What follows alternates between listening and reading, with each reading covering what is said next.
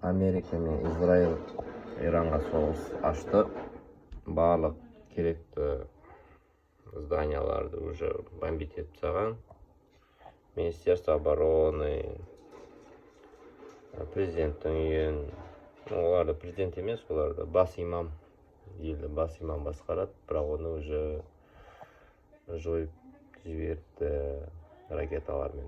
Енді Иран өшін алып, Израильдің көршілес Американың зданияларын бұзып жатыр. Яғни көрші мемлекеттерде Американың зданиялары бар, соларды ракеталармен жарып жатыр.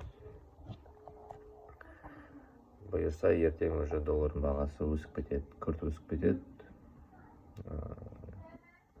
Нефтпен айналысатын, мұнаймен айналысатын компаниялардың акциялары өсетін шығар деп отырмын. Ұзаққа өспейді енді.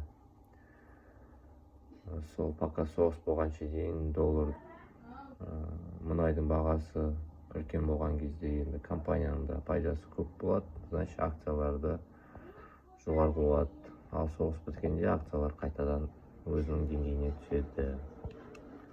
Сол кезде қолдансаңыздар болады.